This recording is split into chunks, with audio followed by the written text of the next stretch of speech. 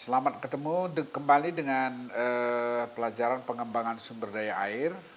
Ini adalah kuliah kita yang ke-9, tetapi dalam episode YouTube ini adalah ke-6. Jadi hari ini saya mau menjelaskan beberapa yang sudah saya sampaikan minggu lalu melalui materi yang saya kirim melalui GCL, dan ada beberapa tambahan di sini yang akan kita bicarakan pada kuliah hari ini. Nah, jadi pada kuliah-kuliah sebelumnya ya kita sudah pelajari beberapa terminologi dari pengembangan sumber daya air. Kemudian salah satu aspek yang penting di dalam pengembangan sumber daya air ini adalah mitigasi banjir ya. Jadi dalam kuliah sebelumnya itu measure atau cara untuk mitigasi banjir itu yang kita kenalkan dalam konteks pengembangan sumber daya air adalah reservoir atau waduk ya. Jadi pada waduk tersebut kita bisa melihat pengembangan sumber daya air itu mengandung makna. Pertama adalah mengoptimalkan sumber daya air permukaan dengan menyimpan pada saat musim hujan dan mengalirkannya pada saat musim kering atau musim kemarau. Jadi dengan cara demikian bahwa khusus untuk air permukaan ya kita bisa optimalkan pemanfaatannya. Dalam arti kata run off bisa kita manage penggunaannya. Baik, kemudian kalau dalam reservoir ya atau waduk, di sana dia bisa berfungsi sebagai mitigasi banjir karena pada musim penghujan dia bisa menyimpan air, berarti pada badan sungai atau alur sungai itu debit tidak melimpah karena bisa ditampung di reservoir sebagian. Kemudian pada musim kemarau ya, di mana debit pada sungai kecil itu bisa disuplai tambahannya debit minimum tersebut dari cadangan yang tersimpan di reservoir, baik untuk keperluan PLTA, irigasi atau air bersih. Nah, jadi di sini kita lihat bahwa bagaimana cara untuk mengoptimalkan potensi sumber daya air yang ada pada satu watershed, aliran sungai, itu dengan cara reservoir. Jadi waduk itu adalah salah satu sarana yang digunakan untuk pengembangan sumber daya air. Nah, yang kedua ini adalah retarding basin. Jadi ini fungsinya lebih kepada untuk menahan sementara, retard ya. Tapi dia akan rilis lagi untuk mitigasi banjir. Jadi ini fungsinya khusus untuk mitigasi banjir. Mari kita perhatikan. Nah, retarding basin ini ya itu secara sketsa bisa dilihat seperti pada gambar ini ya. Ini perhatikan ya. Jadi retarding basin itu terbentuk karena ada gate ya, ada bendung ya, ada bendung ini, bendung yang berisi yang memiliki lubang untuk pembuangan, di mana pembuangan tersebut namanya adalah sluiceway ya. Jadi karena ini di bendung, maka air akan bisa tertahan di sini di luar dari debit yang dikeluarkan. Jadi umpamanya ini adalah Q design ya. Q-design itu artinya apa? Ini adalah debit yang bisa ditampung oleh penampang sungai atau alur yang ada di downstream daripada dam ini, ya, bendung ini, ya. Nah, cek dam, ya. Nah, jadi kalau runoff yang masuk ke retarding basin ini, ya, runoff, ya, lebih besar dari QD, maka kelebihannya itu ditampung di retarding basin ini. Jadi secara prinsip kira-kira begini, ya. Kalau ini adalah satu aliran sungai, ini adalah menuju ke laut gitu, ya. Nah, kemudian ini adalah daerah tangkapan hujan contohnya. Jadi untuk daerah tangkapan hujan tertentu sebesar ini misalnya, ini di satu tempat ini bisa dibuatkan satu retarding basin, ya, retarding basin. Tujuannya supaya debit yang dari curah hujan yang jatuh sini, ya, atau runoff yang tercipta dari curah hujan ini bisa tertahan sementara di sini. Nah, inilah yang disebut retarding basin tersebut, ya. Jadi apa bedanya dengan reservoir? Kalau reservoir ini diregulate, bisa ditutup dan bisa dilepas. Tetapi kalau retarding basin umumnya ini free release, ya, dibebaskan seperti itu. Nah, jadi dalam hal ini sebagian dari volume limpasan air permukaan ditahan sementara, retard, dan otomatis terbuang apabila daya tampung penampang di hilir oleh retarding basin sudah mampu mengalirkannya. Jadi artinya apabila tidak lebih besar dari sini, ya, apabila Q itu adalah lebih kecil atau sama dengan QD, maka dia akan terus mengalir. Nah, jadi kalau demikian, outflow atau outlet daripada retarding basin ini yang penting. Karena untuk fluktuasi debit, fluktuasi tinggi air di belakang bendung ini, ya, itu menjadi penting dalam kaitannya dengan luas A, ya, luas lubang ini A, B kali H, ya, A sama dengan B kali H gitu. Nah, jadi dengan demikian maka apabila hanya makin kecil, debitnya akan makin kecil juga. Kalau hujannya makin lama, mungkin ini akan makin tinggi. Nah, ada kalanya sampai ketinggian tertentu itu sudah tidak boleh lagi ditoleransi karena mungkin bisa mengakibatkan banjir yang lebih luas di upstream daripada lokasi cek dam itu. Nah, untuk ini biasanya ini dibuat satu sistem bahwa di atas ini bisa dibuatkan overtopping spillway. Nah, jadi sekarang retarding basin ini itu umumnya dibuat sedemikian rupa sehingga dalam hujan yang lebat, puncak hidrograf itu, ya, itu bisa ditampung di tempat ini. Nah, jadi kalau kita perhatikan puncak hidrograf satu aliran gitu, ya, ya dia bisa seperti ini gitu, ya. Jadi puncak hidrografnya ini bisa ditahan, kemudian akan dialirkan secara perlahan untuk tidak melampaui kapasitas saluran ini, ya. Jadi kira-kira seperti itu definisi atau fungsi daripada retarding basin.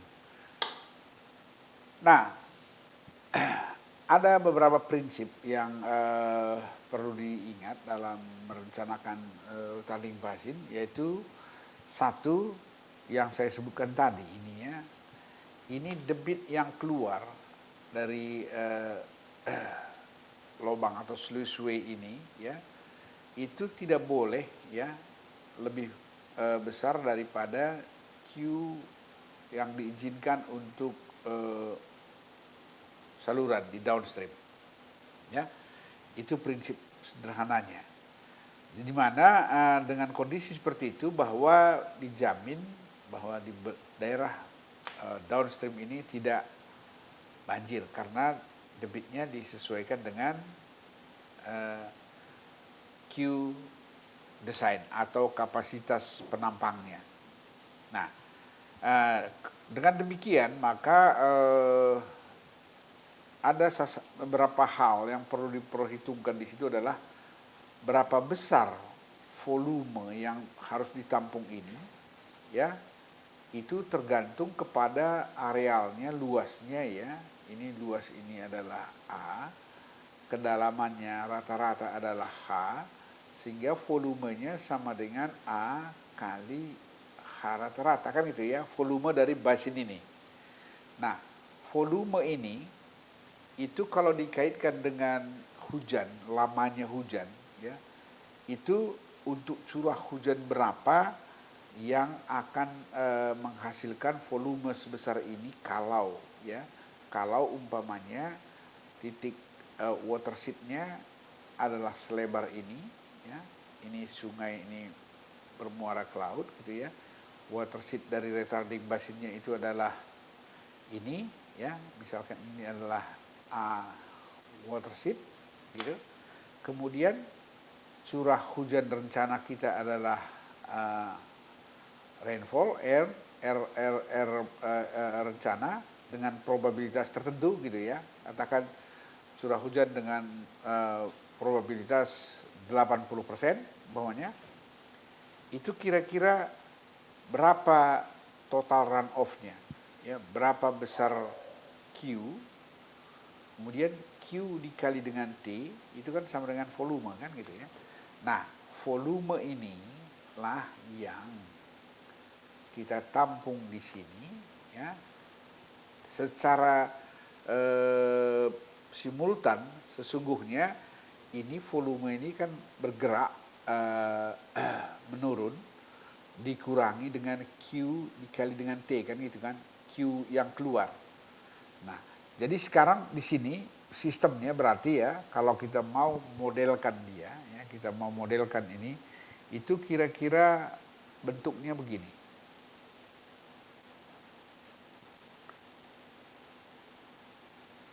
Nah, kalau ini retarding basin, ini Q in-nya, ya, Q in, ini adalah Q out, ya. Ini yang tidak boleh, ini yang harus lebih kecil dari QD tadi ya. QD ini, di sini volume gitu. Nah, jadi artinya berapa volume yang harus disiapkan untuk retarding basin tersebut untuk desain Q out yang ditetapkan. Jadi Q in-nya ini, oleh karena itu ini tergantung kepada rainfall ya, rainfall untuk return period berapa gitu, 80%, 90% gitu. Nah, jadi ada kalanya luas dan dalam ini itu lahannya nggak cukup gitu. Nah, atau mungkin harus ditanggul, diprotek kiri kanannya supaya volumenya lebih besar sesuai dengan return period curah hujan atau runoff yang mau kita tampung. Jadi parameternya adalah berapa lama Q in ini bisa Q in kurang Q out ya. Jadi ini kan volumenya pada waktu T itu sama dengan Q in kurang Q out, volume ya pada waktu T, out dikali dengan T kan gitu ya. Nah, seperti itu.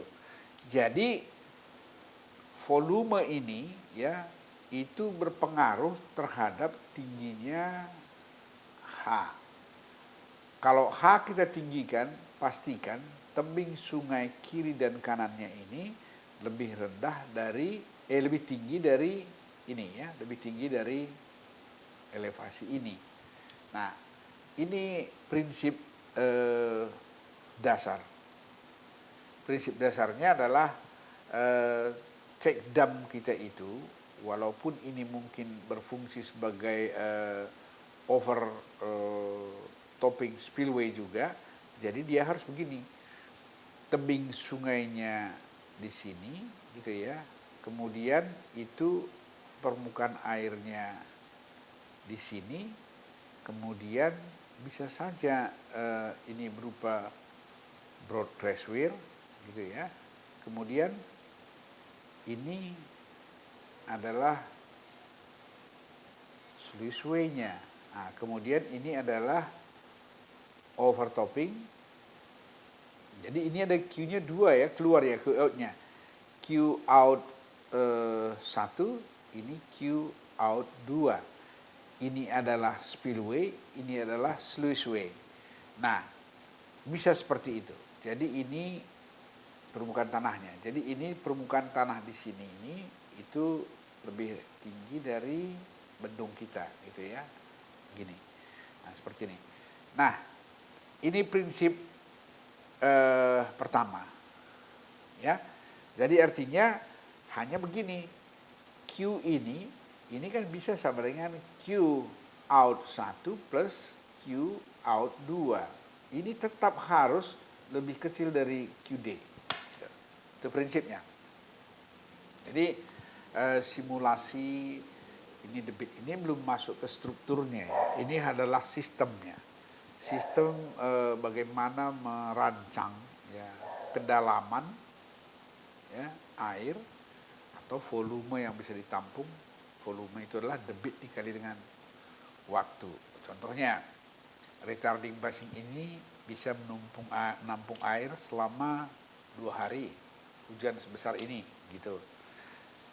Dan rata-rata dan maksimum rata-rata sebesar ini. Gitu. Jadi ini yang perlu diingat ya. Jadi prinsipnya apakah ada overtopping spillway Q2 out atau hanya ada ini Q1 atau 1. Jadi yang penting penampang luas Q ini adalah Q1 plus Q2 out ya. Q2 out itu harus lebih kecil dari QD. Itu prinsipnya. Baik, kita lanjutkan. Nah, kalau kita perhatikan ya dari hidrograf, ini adalah salah satu contoh hidrograf ya. Mungkin saja kapasitas penampang saluran di downstream itu adalah sebesar ini, QD ini ya. QD ini. Kemudian untuk return period tertentu, ya ini katakanlah untuk return period 50 tahun gitu ya. Gitu. Kita peroleh fluktuasi debit begini. Artinya apa? Di sini dalam rentang waktu tertentu kita punya volume V1 contohnya. Artinya dalam waktu T1, kita misalkan inilah T1, kita punya volume air sebesar ini. Ya. Kemudian selama V2, itu mungkin kita dapat sebesar ini. Ini adalah T2 gitu ya, sampai sini. Dan dari sini ya mungkin banyak VV yang lain, dan ini adalah misalkan VN. Gitu ya. Nah, dari 1, 2, dan 3 ini, maka kita harus pilih ya untuk return period tertentu ini mana yang paling besar yang kita harus tampung di sini supaya nanti outflow-nya tidak pernah lebih besar dari QD gitu. Jadi keluarnya itu sudah sebesar Q yang tidak akan lebih besar dari daya tampung saluran. Nah, jadi dalam perencanaan retarding basin, ya dalam hal ini yang paling utama kita ketahui sebenarnya adalah data tentang debit ini, ya. Nah, seperti ini. Contohnya ya, ini biasanya tempat di mana rencana cek dam ini dibuat, ya, itu ada rating curve lah ya, artinya hubungan antara Q dan tinggi air. Jadi artinya kita punya record Q pada titik ini sebelum kita bangun. Jadi berdasarkan data ini, ya, dengan adanya rating curve ini ya, rating curve seperti ini kan setiap waktu sepanjang tahun kan kita punya record data sehingga kita bisa dapatkan besaran atau fluktuasi debit itu yang bervariasi dari waktu ke waktu, ya, tidak ada yang sama. Nah, jadi dalam perencanaan retarding basin itu, tadi kan saya bilang kan kita harus pilih return period tertentu gitu ya. Misalkan kita ambil debit puncak yang ini di V1 ini ya. Ini adalah mungkin Q50 atau seperti yang saya sebutkan tadi ya. Berarti puncak hidrograf ini kalau ini sudah bisa ditampung, berarti yang berikutnya pun bisa ditampung oleh retarding basin itu. Jadi kita rencanakan berdasarkan return period tertentu yang tertinggi puncak hidrografnya, ya, puncak record debitnya dalam kurun waktu yang diukur. Makin panjang T ini, katakanlah bisa 5 tahun, 6 tahun, atau mungkin 10 tahun gitu, makin bagus. Kenapa? Karena probabilitas untuk menghitung puncak debit yang mana gitu ya, yang ini berapa persen kemungkinannya, ini berapa persen kemungkinannya, ini berapa persen kemungkinannya, itu kan probabilitas semua namanya ya. Nah, kalau itu sudah diperoleh, maka kita cari yang pilih di antara V1, V2, dan Vn untuk probabilitas tertentu gitu. Nah, jadi ada kalanya gitu ya. Kalau umpamanya kita ambil puncak yang ini gitu. Mungkin ini Q25 gitu. Kalau datang Vn yang ini atau V1 gimana gitu. Itu berarti pasti banjir kan gitu ya. Artinya lebih. Jadi begitu cara untuk memahami perencanaan ini, bahwa kalau kita sebut namanya mitigasi, tidak semua debit banjir itu bisa dihandle atau dikontrol. Kita hanya membatasi sampai batas tertentu, atau batas itu umumnya dipakai batasan return period ya. Jadi ini data ini penting, rating curve ini. Ada kalanya secara hidrologi ini susah peroleh, sehingga kadangkala kita harus mencari hubungan antara curah hujan dengan runoff gitu kan. Nah, ini curah hujannya, ini runoff-nya, ini Q-nya gitu kan. Nah, ini empiris namanya. Jadi ini deviasinya mungkin lebih besar lagi kalau dibandingkan dengan kalau kita punya AWLR gitu. Di lokasi di mana kita mau bangun cek dam itu, sehingga kita punya record debit yang lebih akurat dibandingkan dengan metode empiris seperti ini. Karena di metode empiris ini banyak hal-hal parameter yang mungkin terlalu kasar dalam menentukan debit itu. Contohnya, stasiun curah hujan kita tidak cukup rapat, data vegetasi kita tidak terlalu akurat, atau jenis tanah dan kemiringannya juga tidak lengkap, tidak detail gitu. Nah, jadi kalau ini semuanya merupakan parameter, maka pendekatan kita secara secara empir itu deviasinya mungkin lebih besar. Tetapi kalau dalam kondisi yang mendesak yang diperlukan, ya sebaiknya bisa juga digunakan ini. Tapi kalau bisa sebaiknya di record beberapa tahun dulu lah sebelum diputuskan untuk membangun ini, karena membangun ini juga cukup besar biayanya. Jadi kita kalau berspekulasi juga kurang efisien ya, kurang efisien dalam pembiayaan. Jadi oleh karena itu maka salah satu handicap yang paling besar dari para hidrolog itu sebenarnya adalah data. Jadi begitulah pentingnya record data debit sungai itu pada beberapa tempat tertentu sepanjang aliran supaya diukur secara terus-menerus dan jangan dimanipulasi sehingga para hidrolog akan dengan sangat baik bisa memprediksi atau memperkirakan rancangan retarding basin pada titik tersebut ya.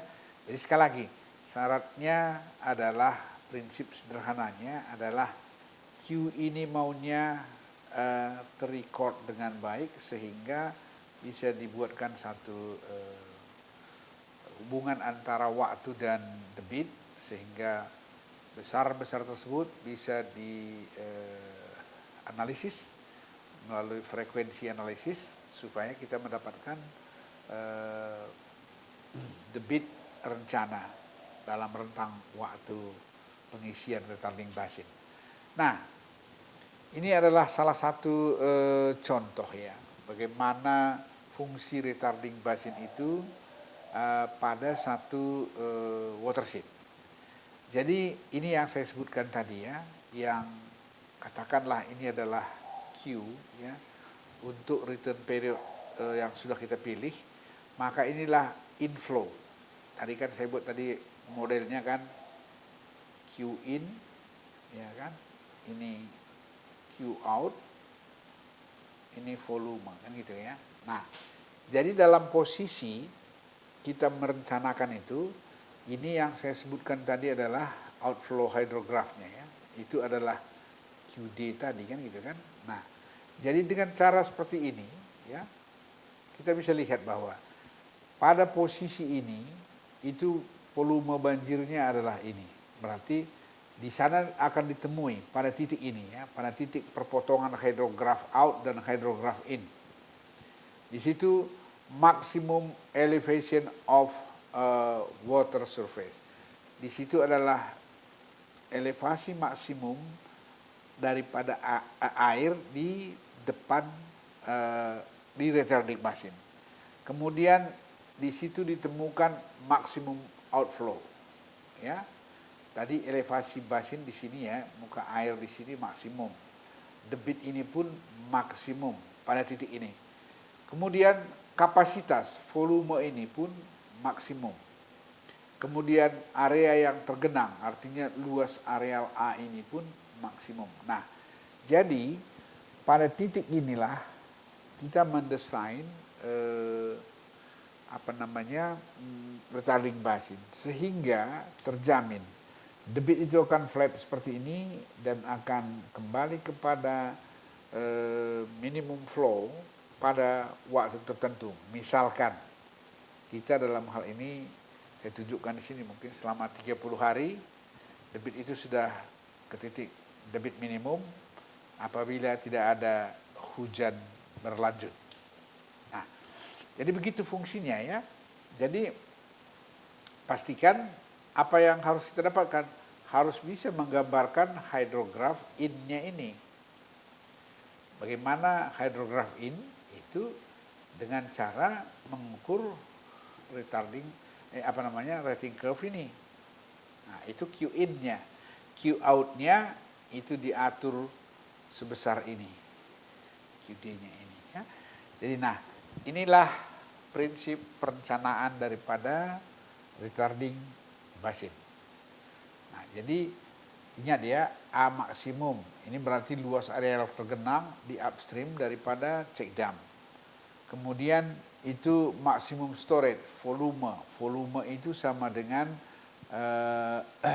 V kali H. Gitu. Sama dengan luas storage A dikali dengan tinggi rata-rata. Ya. Jadi ini adalah volume maksimum. Jadi H-nya pun maksimum kan. H maksimum rata-rata maksudnya tinggi muka air maksimum, tetapi kan bisa saja di basin itu kan begini ya. Ini adalah H maksimum, gitu ya. Tapi di sini kan bisa hanya lebih kecil dari H maksimum itu. Jadi maksudnya H maksimum itu adalah tinggi muka air itu adalah maksimum sebesar itu. Tetapi yang dimaksud dengan H rata-rata kan itulah jumlah ini seluruhnya dirata-ratakan. Itulah volumenya. Karena volume reservoir itu tidak digali seperti membuat bak gitu ya. Tapi dia bisa saja mengikuti kemiringan lahan di mana retarding basin itu berada. Nah, ini fungsi daripada retarding basin yang harus kita perhatikan kalau kita mendesainnya. Jadi kalau begitu, kalau A-nya maksimum, perhatikan areal di mana yang cocok untuk mendapatkan A, di mana kalau tergenang dia setebal H, itu tidak menggenangi kawasan permukiman, pertanian, dan lahan-lahan produktif lainnya. Nah, kalau tidak selamanya ada pada satu water sheet retarding basin, tetapi tidak selamanya ada yang luas gitu. Tetapi pasti ada saja apabila sejak awal bisa diidentifikasi keperluannya ya. Nah, sekarang ini sesungguhnya sudah hidrolik ya, mengenai hidrolik. Bagaimana cara menghitung debit itu? Kalau yang kita ketahui adalah H maksimum tadi, ya. H maksimum itu bisa dalam posisi seperti ini, ya. Dalam posisi, H maksimum itu bisa dalam posisi E2 seperti ini. Dia lebih tinggi dari check dam. Jadi artinya kalau ini saya teruskan, tanah kita seperti ini gitu. Ini adalah permukaan tanah gitu. Sehingga permukaan airnya lebih tinggi dari elevasi check dam ini. Ya. Jadi ini pertama. Yang kedua, dia tidak penuh lubang ini, mungkin hanya sampai sini saja gitu kan. Nah, itu kan kita harus tahu rumus hidrolik, berapa besar debit lewat kalau muka airnya seperti itu. Jadi ini kan posisinya satu non full. Kemudian satu lagi adalah overfull. Yang satu lagi bisa full kan gitu kan. Ini full, overfull, non full. Ya kan? Nah, ini kemungkinan seperti itu ada.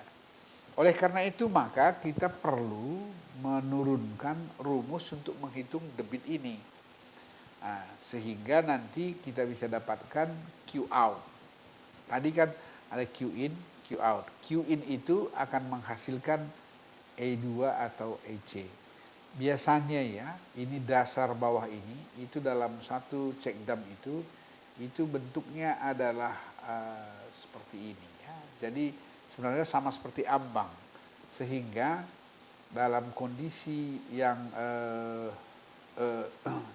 seperti itu, aliran itu sebenarnya akan selalu ada di sini EC gitu ya. Jadi walaupun ini adalah dasar saluran, dasar basin gitu ya, tetapi pas di ambang itu dia bentuknya seperti ini, sehingga di sini bisa terbentuk EC ya, sehingga dia bisa mengukur debit yang lewat di ini kalau dia half full seperti ini ya, non full.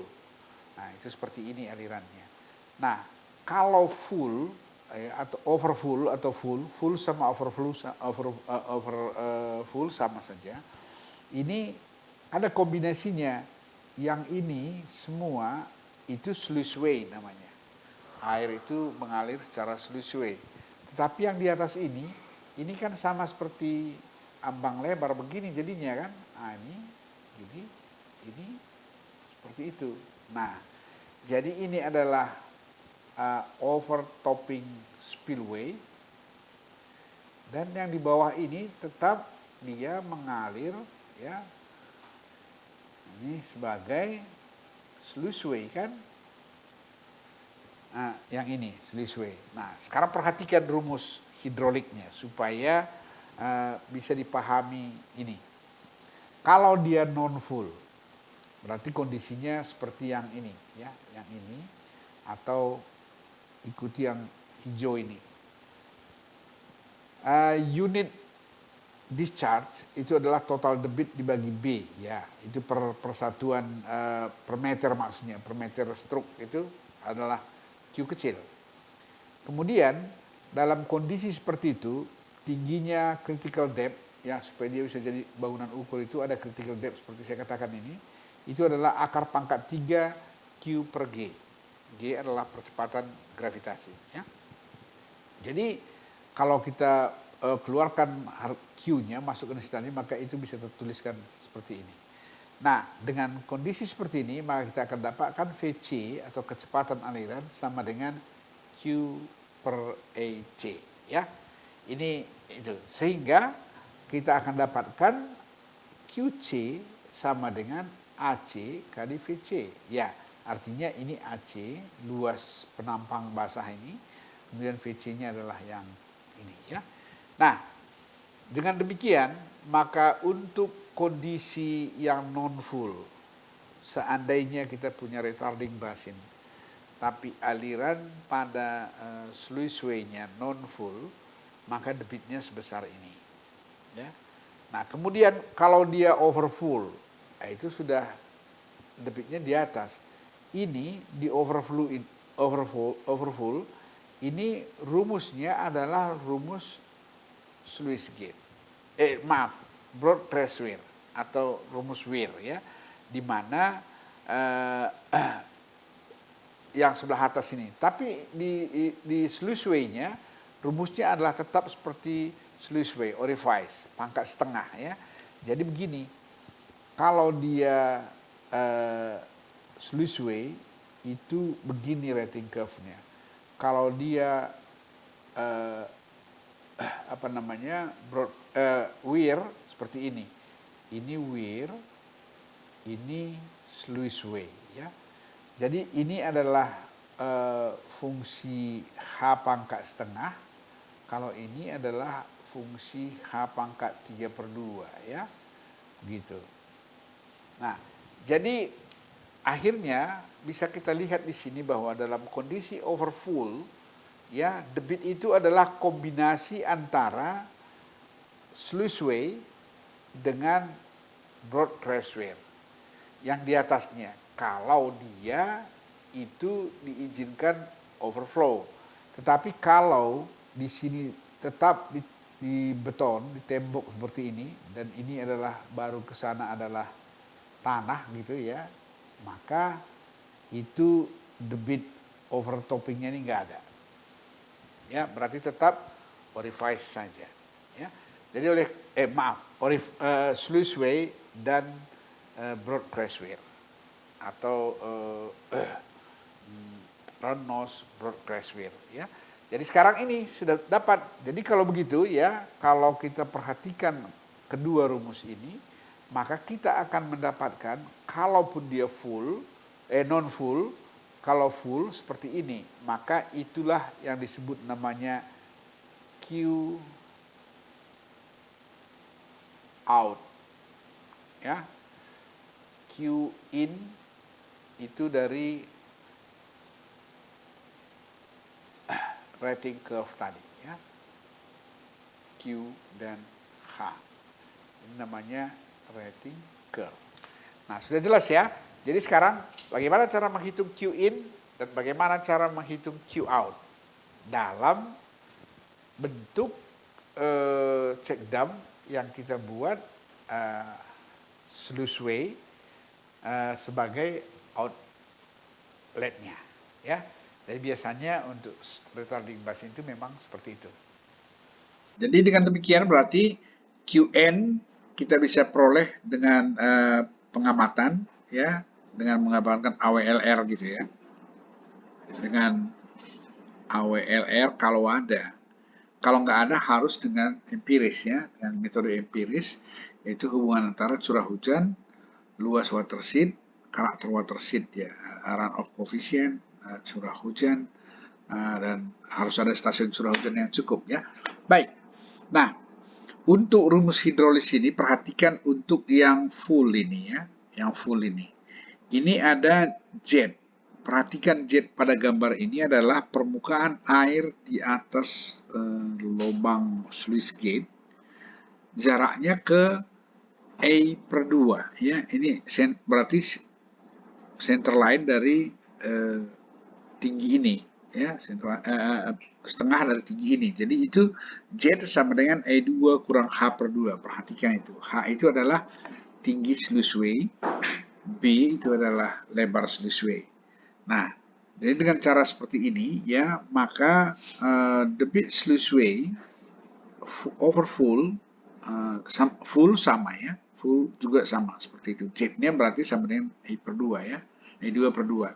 Nah, dan half full, non full. Ini berarti kita menghitung Q out. Nah, Q in dapat, Q out dapat, maka selisihnya itu dalam rentang waktu T maka kita hitung volumenya berapa. Dan ingat bahwa perencanaannya harus seperti ini, fungsinya harus seperti ini. Baik, kita tinggalkan retarding basin. Ya. Nah, satu lagi, masih di retarding basin ini. Ada kalanya begini, untuk menampung debit yang lebih besar, kalau di kiri kanan sungai ini atau ada beberapa tempat itu memungkinkan membuat floodway gitu ya. Ini seperti ini floodway namanya ya. Floodway. Maka tinggi muka air di sini atau Q in-nya ya. Q in-nya bisa lebih besar dari yang tanpa floodway ya. Karena di sini ada retarding basin ya, ada volumenya.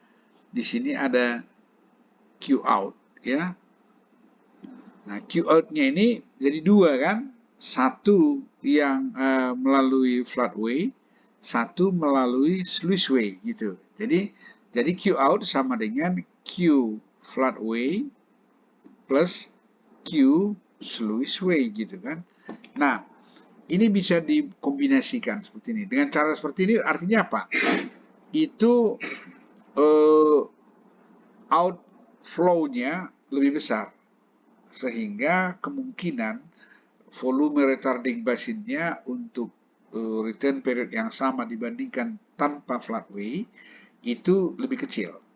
Volume retarding basin atau area retarding basin atau permukaan air di retarding basin, semuanya bisa lebih kecil dari yang ini ya, bisa lebih kecil dari yang di sini karena ada outflow-nya ini bisa dibesarkan gitu ya, bisa lebih besar sehingga apa yang ditampung itu kalau itu lebih besar kan bisa garisnya begini gitu ya.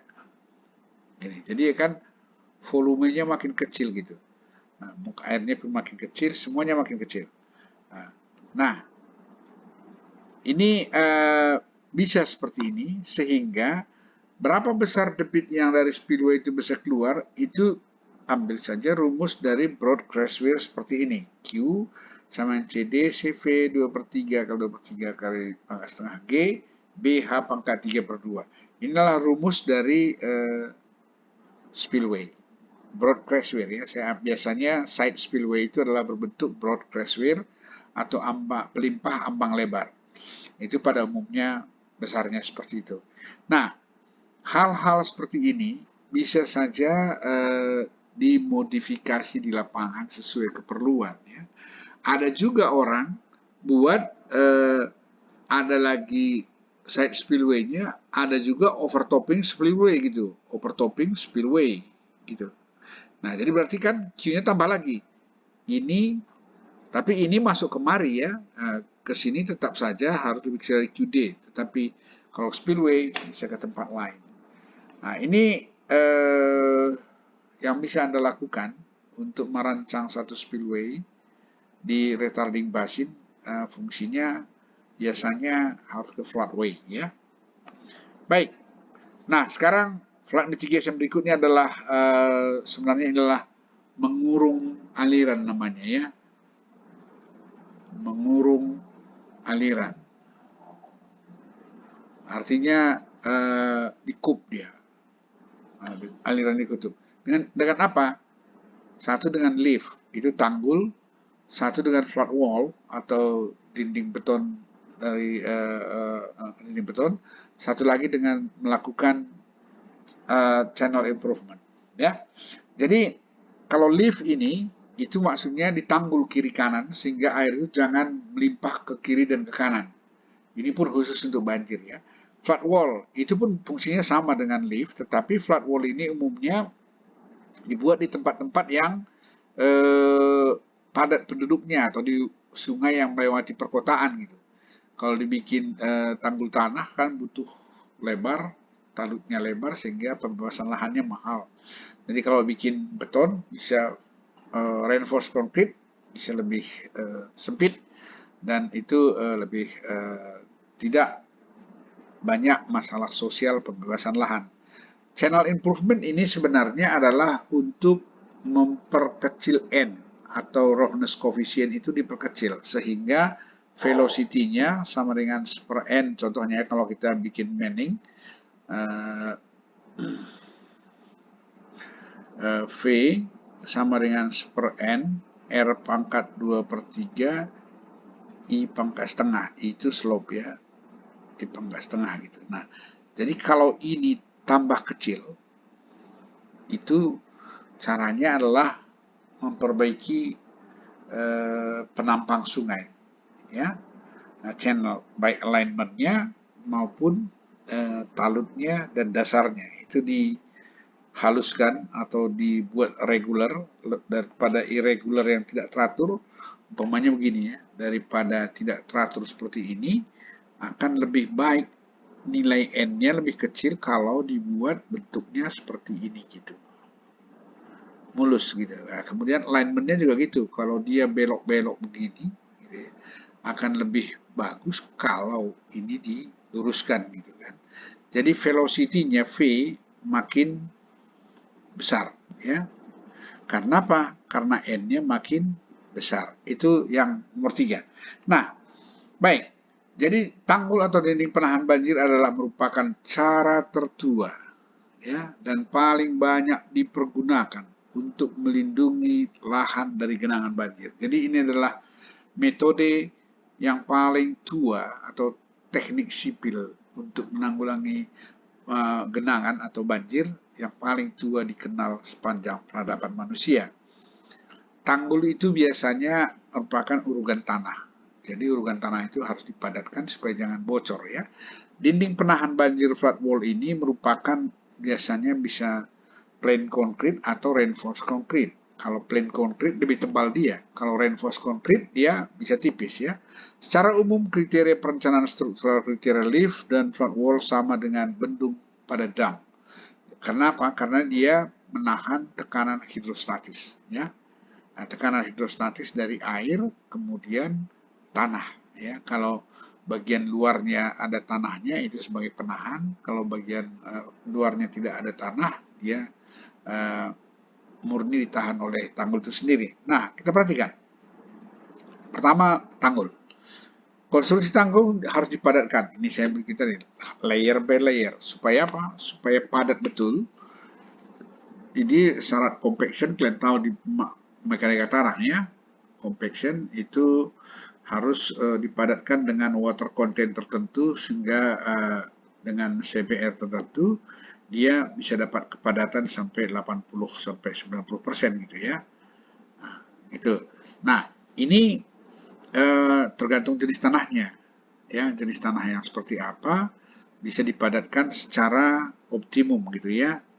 Nah, kemudian air tidak boleh melimpas di atas mercu, yaitu itu musuh utama. Jadi kalau umpamanya ini ada tanggul ya, kita misalkan begini ya.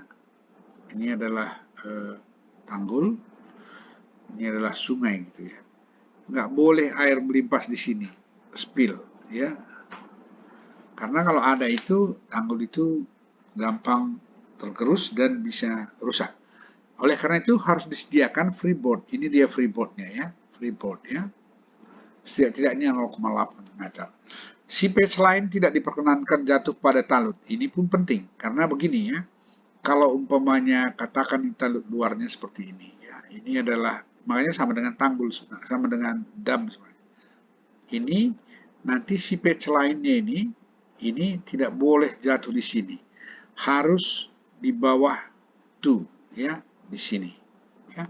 Ini yang keempat. Kemudian lebar mercu tanggul dan atau jalan inspeksi harus cukup banyak, cukup lebarnya untuk pemeliharaan. Maksudnya lebar ini harus cukup ya, supaya bisa untuk pemeliharaan jalan kendaraan, bawa peralatan untuk bisa kalau ada kerusakan. Bila tanah untuk bahan tanggul diambil dari boropit pada bantaran sungai, pastikan berm aman dari. Artinya kalau umpamanya biasanya kan, timbun untuk ini diambil dari sungai ini bagian dalam gitu ya. Tapi pastikan bahwa ini tidak terganggu gitu. Ini bisa dibikin boropitnya seperti ini. Badan bendung harus terjaga dari potensi bahaya piping groundwater level. Jadi artinya tidak boleh bocor ini. Nah, jadi kalau bocor itu juga akan roboh. Jadi kalau ini memang tanah yang kita pakai agak poreus ya lebih bagus, di tengahnya ini kasih tanah liat gitu. Supaya jangan bocor, jangan ada piping ya. Nah, ini syarat-syarat umumnya. Nah, secara struktural geometri dari tanggul tersebut itu bisa dilihat seperti ini. Apa yang kita sebutkan dalam kriteria pada slide sebelumnya tadi bisa dilihat di sini. Lebar dari tanggul itu antara 3 sampai 8 meter ya. Itu kalau kita pakai tanggul. Kemudian freeboardnya antara 0,8 sampai 1,5 meter. Kemudian di si patch lain tadi harus jatuh di bawah 2. Ini 2 dan di sini harus ada jatuh sini. Tidak boleh jatuh di talut. Ya, jadi ini kalau tinggi tanggul itu cukup besar, maka itu bisa dibuat bertingkat seperti ini. Supaya apa? Di sini untuk maintenance kendaraan dan di sini juga bisa dipakai untuk maintenance ya. Nah, kemudian pastikan supaya air-air yang ada di dalam tanah ini yang masih ada grade posisi ini, sebelah sini kan basah ini kan, basah, dan di sini pun ada kemungkinan sampai air basah. Siapkan drain sepanjang tanggul itu supaya dia jangan keluar ke arah luar ya, arah luar daripada ini, sehingga kalau ini basah nanti dia gampang longsor, rusak ya. Nah, ini penting diketahui. Kemudian di hill ya, itu kalau tadi boropitnya ada di dalamnya, ini pastikan ini harus bermnya jarak antara 8 sampai 18 meter untuk ambil apa. Tidak diperkenankan lebih kecil dari situ, nanti takut ini ada aliran, kan ada V ini ya. Ini nanti tergerus, jadi ini pula yang bermasalah ya. Nah, jadi apa titik apa namanya titik desainnya? Itu dari mana referensi desainnya? Itu dari design float. Design float artinya apa? Q maksimum. Sekali lagi di sini ya. Q maksimum ini biasanya itu ada hubungannya dengan probabilitas kan, return period kan gitu. Nah, ini yang harus hati-hati. Jadi, freeboard yang kita buat ini ya, itu setidak-tidaknya kalau ini kita return period 50 tahun, datang return period 100 gitu ya, maunya jangan sempat dilewatinya yang ini. Karena nanti spill gitu ya. Nah, karena kalau tanggul tanah ini dilewati, itu langsung rusak, walaupun sekali saja dia datang tapi besar bisa rusak. Jadi oleh karena itu bisa dibuat ini, atau ada juga orang buat di atas ini parapet gitu ya, parapet wall. Itu artinya menghindari hal-hal apakah ini fluktuasinya besar atau bisa lewat ini, bikin parapet wall dari beton ya. Jadi bisa dilindungi seperti ini. Sekarang coba perhatikan ya, ini adalah tipikal tanggul untuk untuk mitigasi banjir sungai ya. Kemudian ada flat wall tadi ya. Flat wall itu ada banyak, ada 5 atau ada 6 jenis, tapi ini semua terbuat dari konkrit ya. Ini biasanya dipergunakan seperti saya katakan tadi di daerah perkotaan yang dilalui oleh sungai, di mana pembebasan lahannya sedikit sulit secara sosial dan secara ganti rugi juga mahal ya. Makanya ini bisa diambil konstruksi dengan flat wall. Flat wall itu ada simple cantilever and sheet pile wall, ada gravity wall, ada cellular wall, ada slab and buttress wall, ada buttress wall, dan ada T-cantilever wall. Mari kita lihat satu persatu seperti apa jenis konstruksinya. Nah, ini bisa dipilih ya, tergantung yang mana yang suitable pada tempat yang kita mau tempatkan flat wall. Fungsinya sama dengan tanggul tadi. Fungsinya sama dengan tanggul, hanya ini kalaupun ada overtopping dia nggak tergerus. Kedua, di sini seepage pun tidak perlu diragukan kali di tubuh bendungnya. Yang perlu diragukan, diperhitungkan adalah seepage yang ada di dasar pondasinya. Ya, nah ini perbedaannya. Nah sekarang pertama, simple cantilever pile atau sheet pile. Jadi ini pakai sheet pile, kemudian di atasnya kasih apa namanya beton, ya. Nah, jadi ini umumnya adalah beton bertulang dan tipis. Ini adalah gravity. Gravity itu biasanya plain concrete tanpa tulangan dan dia biasanya agak gemuk sedikit. Ya, karena kenapa? Karena dia tidak didesain untuk menahan momen. Jadi oleh karena itu momen tarik tidak diperkenankan bekerja pada tubuh ini, tubuh bendung ini ya. Ingat bahwa untuk itu bisa dipilih ini kalau memang ini lebih suitable pada satu tempat. Dan satu lagi, untuk yang ini pondasinya harus cukup kuat tanahnya ya, jangan lembek, nanti dia nggak sanggup untuk menahan berat sendiri dari gravity wall ini. Dan yang berikutnya adalah cellular. Cellular itu maksudnya ini begini, ya.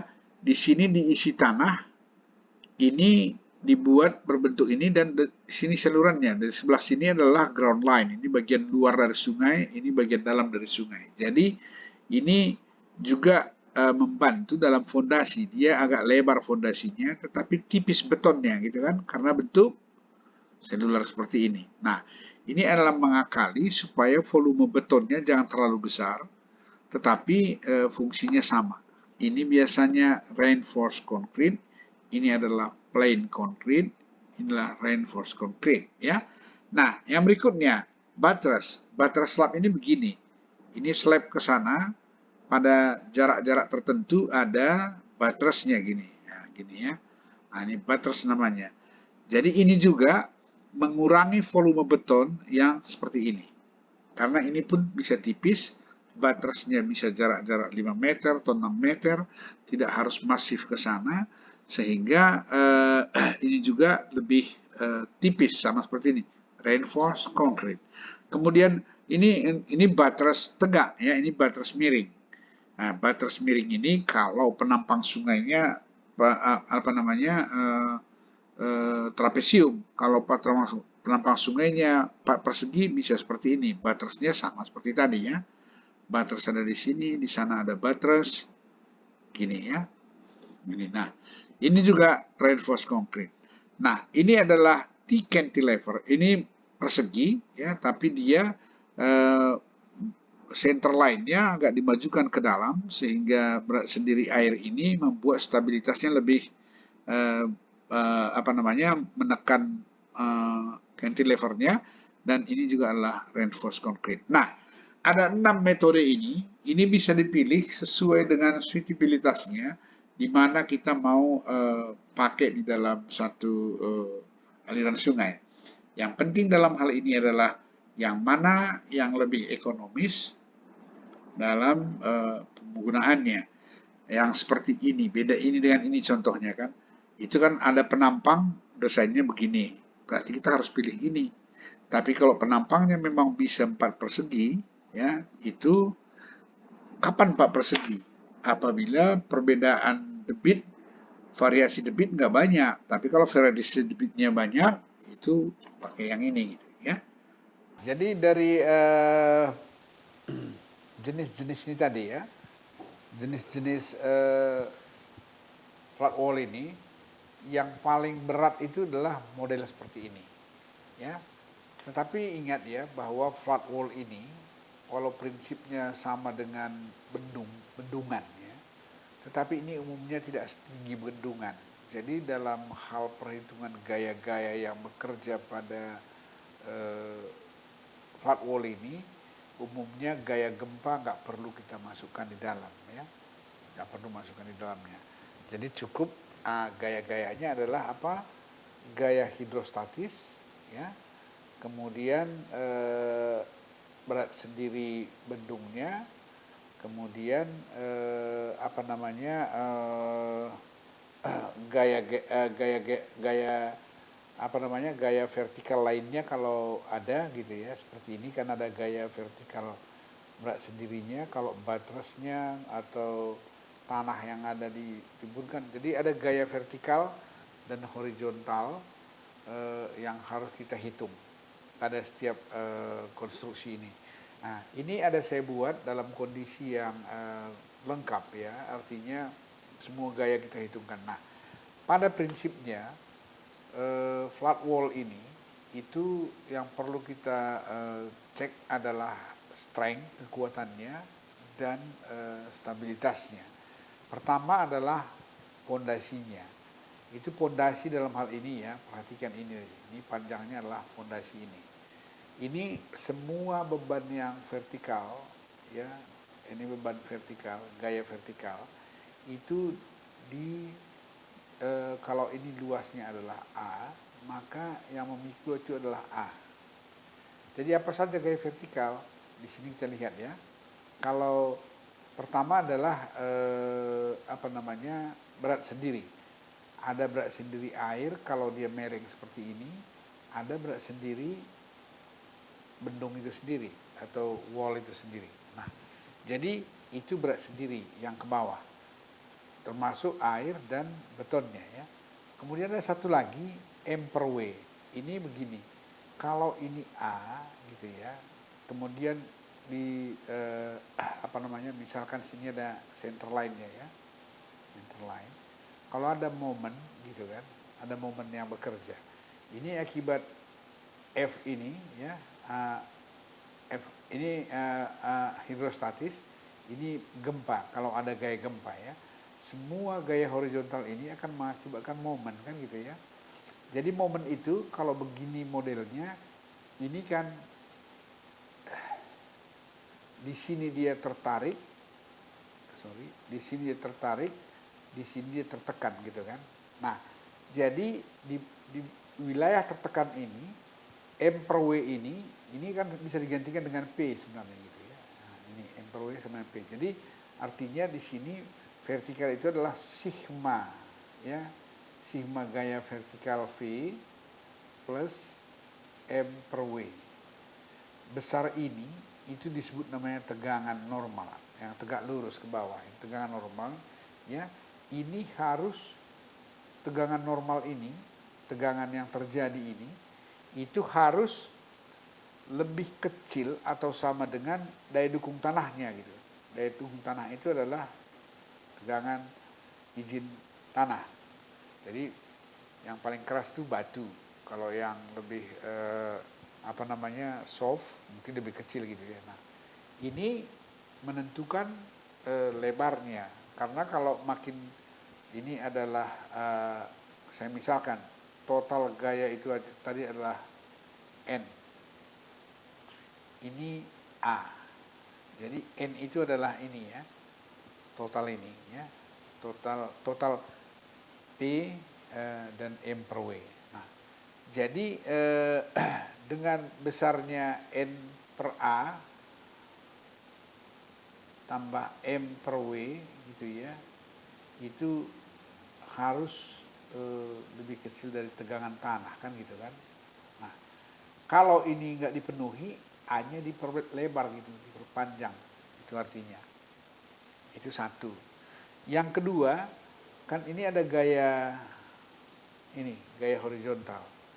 Ini kalau ini cukup tinggi gitu kan, cukup tinggi H yang ini, maka gaya hidrostatis ini bisa cukup besar. Kalau dia tidak terlalu tinggi, lebih kecil dari 15 meter, ini gempa ini bisa diabaikan ya. Tapi kalau lebih tinggi dari 15 meter itu harus diperhitungkan.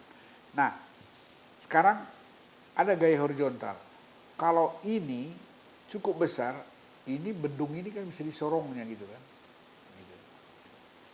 Jadi kalau begitu, apa yang menahannya? Yang menahannya adalah total gaya ke bawah ini tadi dikali dengan frictionnya kan gitu.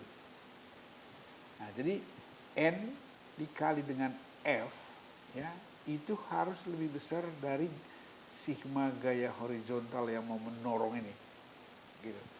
Nah, jadi supaya apa? Supaya bendung itu jangan sempat tergeser gitu. Jadi itu disebut namanya safety factor untuk sliding, geser ya.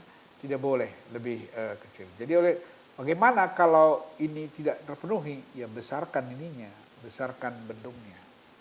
Ya. Besarkan bendungnya.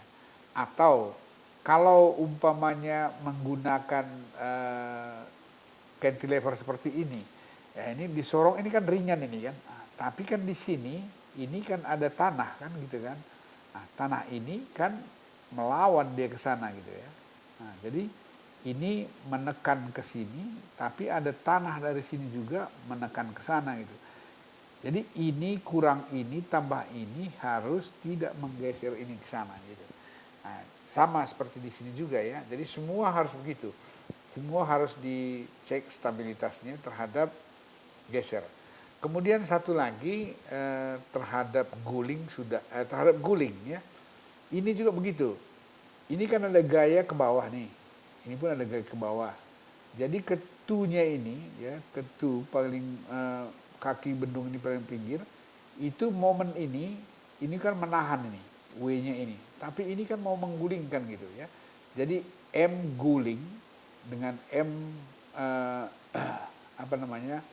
M perlawanan ini harus dipenuhi supaya ML lebih besar dari M guling gitu. Nah, jadi untuk ini ya itu perlu ketelitian untuk menghitung stabilitas. Jadi ini stabilitas daripada bendung dalam hal ini flat wall ya. Nah, sekarang kan begini, katakanlah kita pakai yang simple sheet wall tadi gini ya. Nah, ini gitu. Sini ada muka air. Nah, di sini muka tanah gitu kan. Nah, kalau ini dalam gitu ya. Kalau ini ditekan, dia itu kan bisa sliding gini gitu ya. Nah, oleh karena itu ada friction, berarti ini nahan kan, bisa menjepit dia sini. Kalau begitu kan ada momen gitu. Kalau ada momen di sini, kalian harus hitung tulangan ini supaya tahan memikul momen tarik ini. Tulangan sheet pile-nya harus tahan untuk menahan momen karena ini ada momennya gitu ya, gitu. Bidang momennya kan begini nih, ya kan? Nah, bidang momen daripada cantilever ini. Jadi pada setiap bidang momennya kemari ya, gini. Saya gambar sekali lagi ya, jangan salah. Jadi kalau ada simple sheet pile seperti ini, gitu kan? Kalau misalkan di sini adalah tempat yang kita anggap terjepit, maka bidang momennya kan seperti ini kan, 0 di sana, negatif di sini. Nah, jadi momen ini ya, ini harus oleh tulangan beton, ya. Berapa tulangan betonnya di sini supaya dia tahan gitu ya. Nah, jadi Ini prinsip-prinsip strukturalnya, yang tadi prinsip dari sisi stabilitasnya, ya.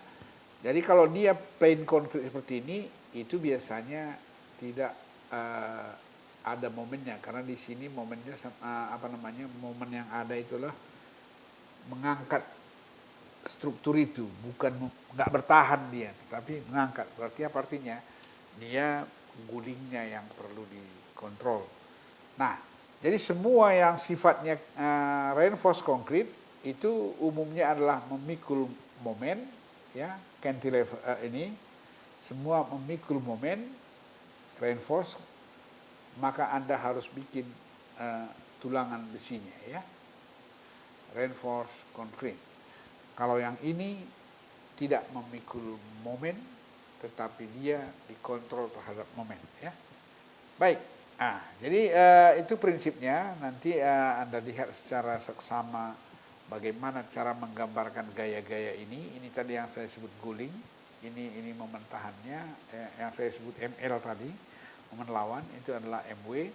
Ini bisa Anda hitung berdasarkan komponen-komponen gaya yang umum. Ini adalah secara umum gaya-gaya yang bekerja pada satu bendung atau flat wall, ya. Kemudian di mana dipakai flat wall ini? Flat wall ini umumnya bisa dipakai pada kawasan permukiman seperti ini, atau juga ada pertemuan beberapa sungai sehingga diantaranya ada permukiman, dan itu bisa flat wall seperti itu. Atau juga meandering, yang sungai yang sering berpindah-pindah alignmentnya, juga bisa dipakai lift atau flat wall. Nah, pemanfaatan ini semua tujuannya adalah untuk mitigasi banjir. Nah, jadi dengan demikian maka saya sudah sampaikan di sini bahwa cara untuk mengatasi banjir pertama adalah reservoir, kedua adalah retarding basin, yang ketiga adalah lift, yang keempat adalah flat wall. Ini sudah kita jelaskan pada kuliah ini, sehingga dalam pengembangan sumber daya air ini, daya rusaknya juga bisa kita atasi, ya. Daya rusaknya kita atasi, pemanfaatannya juga bisa kita gunakan secara lebih optimum. Nah, setelah penjelasan tambahan ini saya berikan, di mana adalah penanggulangan mitigasi banjir tadi, maka pada akhir kuliah ini saya akan berikan tugas, ya, untuk kalian kumpulkan pada tanggal 21 Mei 2021, artinya seminggu atau 10 hari dari sekarang. Ini soal pertama ini adalah tentang pemahaman tentang reservoir, ya, kemudian mitigasi banjir apa-apa saja yang harus dilakukan. Jadi itu pemahaman, ya, pemahaman tentang mitigasi banjir. Kemudian soal nomor 2 ini adalah berkenaan dengan berkenaan dengan retarding basin yang barusan kita jelaskan. Jadi coba dibaca dengan seksama soal ini, kerjakan dengan baik, tulis tangan, kirim melalui GCL, ya, Google Classroom, paling lambat tanggal 21 Mei 2021. Ya, jadi ini adalah tugas yang kedua. Jadi sekian saja yang bisa saya sampaikan pada kuliah ini. Kerjakan tugas ini dengan baik dan baca textbook berkenaan dengan materi kita ini, dan ikuti kuliah ini dengan seksama dan kumpulkan di tanggal 21. Sekian dan sampai jumpa di episode berikutnya. Salam.